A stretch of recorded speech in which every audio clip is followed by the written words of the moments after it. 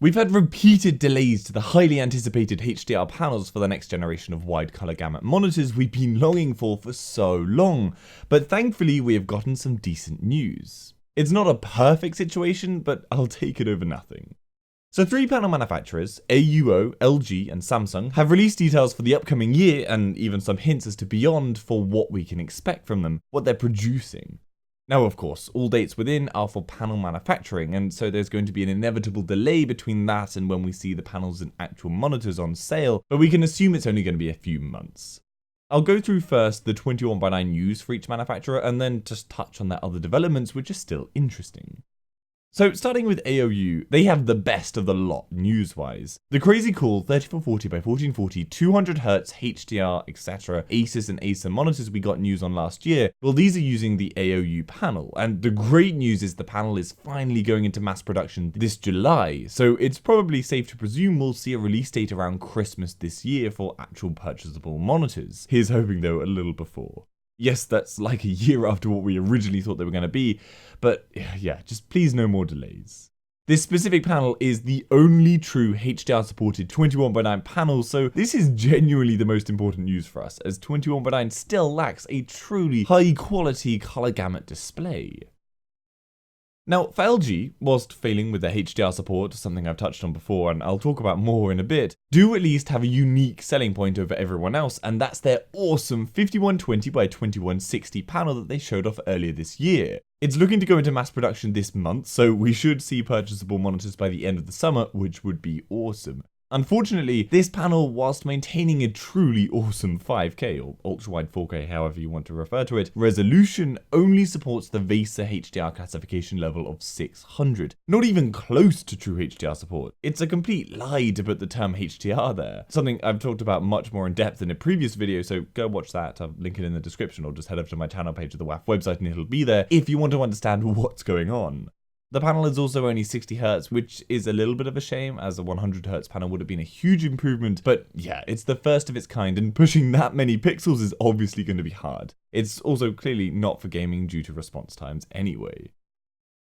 LG also currently produce a 3440x1440 panel at 100Hz, but they're going to modify the production to make the panel 144Hz and support VESA HDR 400. This is nothing of real interest as it's not providing anything new, and it's certainly not providing HDR support, but it will at least feature G-Sync support and a somewhat cool deep 1900R curve. In the 32:9 arena, they're looking to bring a similar 49-inch screen to market with a 5120x1440 resolution, so 1440p, something that we've already seen before, which again, whilst a decent resolution, it lacks any quality color support at all. Nothing close to HDR support, and honestly, whilst the 32:9 monitors so far have been fun, I just feel like they're a bit of a fad at the moment and they're just going to burn out soon enough. I just don't feel that they have enough use cases to be mass market applicable, but we'll see. Production of this panel won't happen until December though, so we've got a long time to wait. Now, a panel I'm sure will wrongly get a lot of attention is the updated panel to the 37.5-inch 3840x1600 monitor we currently have. It's the biggest ultra-wide monitor available currently, and this updated version looks to continue that, as there is a distinct lack of information on any large 21:9 panels coming. However, the issue is, whilst it totes a VESA HDR 1000 support rating at 144Hz with a 5 millisecond response time, that HDR 1000 certification is still only just true HDR support. It barely makes the cut, yet I'm sure that when the monitor releases with this panel, the VESA HDR 1000 support will be shown off as this crazy amazing thing, when in reality it's far from it. It's really the minimum we should be expecting from manufacturers when they say HDR support. The last LG ultra-wide use, and admittedly something a little interesting, but again, something I don't believe that will really change anything, is their crystal sound display. The idea being speakers are behind the screen in an attempt to improve the audio quality. They're supposedly implementing this on a 3840x1440 panel, but again, it'll be a while to wait as production doesn't happen until Q4 2018. I'm just struggling to see a true use case, as the majority of people will use either headphones or dedicated speakers over the inbuilt option anyway. Okay, let's move to Samsung. They don't really have anything of much note coming. There is an updated version of the 3440x1400Hz panel that will now be 144Hz, but there isn't anything about better color support. And they too are talking about more 32x9 panels like LG with a 5120 by 2160 offering, but yeah, it's nothing new or exciting. So rounding up the ultra-wide side to the news, it's sadly evident that whilst it's good news we have quality ultra-wide panels from AOU, and at least LG and Samsung are looking to grow their ultra-wide offerings, we have very little in terms of anything new to look forward to. There is a single panel that should support HDR correctly, and finally an ultra-wide 4K monitor is coming, but we still have nothing OLED, though yes, I know this is still a problematic thing for PC monitors in general, but my god, I want it soon. We also have no news for anything larger than a 37.5-inch display, size-wise. I know a lot of people would love a 45 or 50-inch 21x9 monitor, and we have a market that's soon to be saturated with false HDR supporting monitors, misleading buyers. So I'm both excited and disappointed.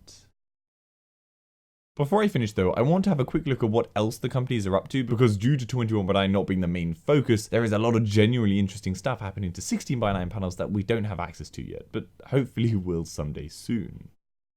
So back on AOU, they have a crazy 240Hz, unsurprisingly, TN panel with a 3 millisecond response time at 2560 by 1440 on the horizon. That's pretty damn crazy. They're also bringing to market the huge 65-inch panels that we saw on the big format gaming screens earlier in the year, and this is actually interesting not just because of its great size, but thanks to a 3840 by 2160 resolution coupled with decent HDR support and 144Hz refresh rates. Generally though, they have made it clear that they're pushing for serious color space improvements over the coming years, and in line with this, they've got a technology called Mini LED that looks to make it possible to fit more dimming zones into LED panels for better HDR support. Because of course, if you have HDR on an LED panel, you can't turn off individual pixels like you can on OLED screens. So to compensate, the more dimming zones you have in an LED panel, the better control you have over the lighting of the display. Better specificity means better color accuracy potential. LG has made it clear that they're trying to push towards VESA HDR certification compliance, obvious even just in their ultra-wide space, and like I've made it painfully clear so far, I seriously disagree with this due to its misleading terminology over HDR support, but obviously that won't change anything, as the average user, hell, even the advanced PC users don't understand the required specs for true HDR support, so this will obviously be a biting issue in the future. Now, to achieve these higher color space support levels, they're using a tech called IPS Nano, which is just the same as Quantum Dot, what Samsung uses for their panels, which allows IPS panels to boost their standard color ranges. All in all, AOC is promising. LG, whilst promising with ultra-wide 4K, still feel like they're letting us down with their HDR support. And Samsung, well, they aren't doing anything outstanding, but at least they're still supporting us. Anyway, let me know what you guys think of all this. I'll link to the sources for all this stuff down below, so give it a full read if you want to find out more about everything I talked about, and let me know in the comments what you think. What interests you most? I hope that gives you a quick update as to what the near future looks like for the 21x9 space. For anything else ultra-wide, you know what to do. Head over to my channel page or the WAF website, and I'm sure there'll be something of interest there. See you later.